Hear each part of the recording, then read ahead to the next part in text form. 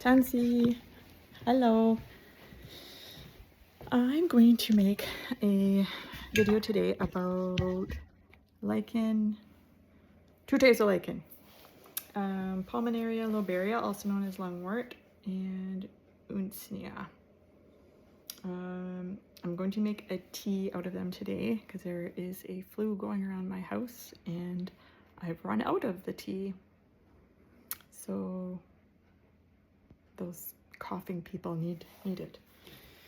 Okay, so first I will introduce you to lungwort. So this is a dried up bundle of lungwort. It's also known as Pulmonaria lobaria. It grows on maple trees only. What is that little dangly guy? Oh, I thought it was a spider. It's not. It only grows on maple trees. You never want to pick directly from the tree. It's like lichen is a living creature, living being, and it often falls off during windstorms, so it's easy enough to harvest those pieces that fall off.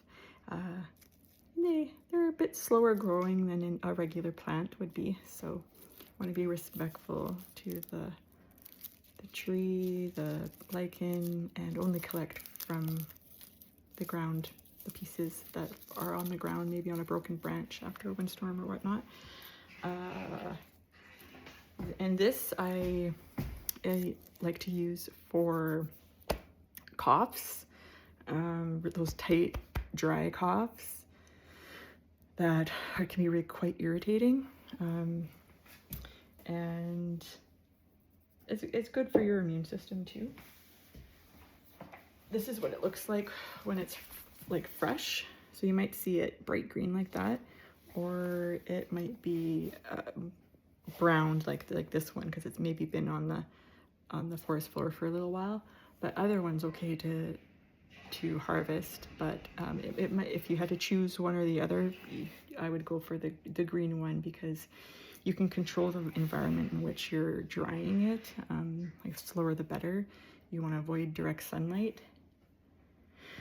I usually use a drying rack, or if it's just a small amount, sometimes I'll just use a piece of paper towel, which my kids know that, oh, Mom's got something, plant medicine drying on the counter again.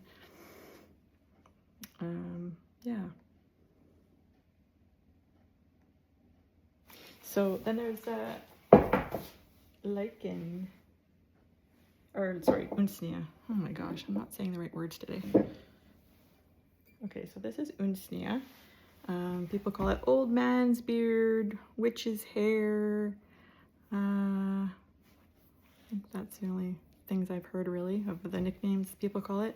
To identify this one, there's 3 types of Usnea, and they all have similar medicinal properties, so it's any of the 3 is okay.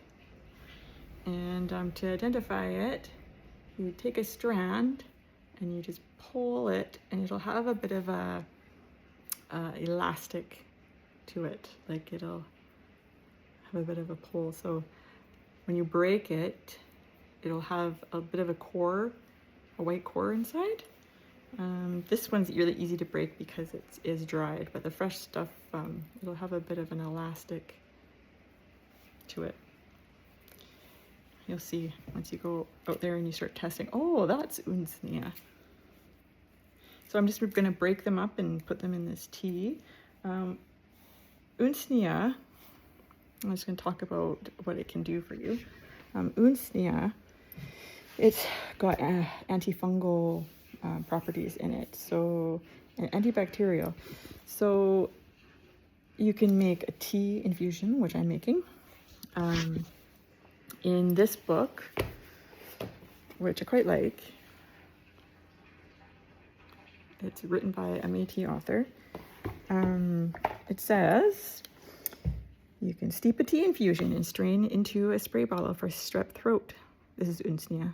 Powder and heat up in oil for vaginal bacteria or fungal infection. So yeah, those antifungal properties are quite strong.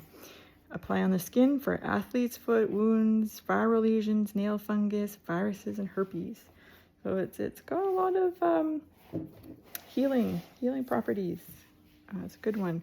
So for this, it's just good for your immune system, and it does have the antifungals. So if there's anything going on there, like it's just a good tea to have when you have a chest infection. And then lungwort, it's really good for breaking up those tight, dry, irritating coughs.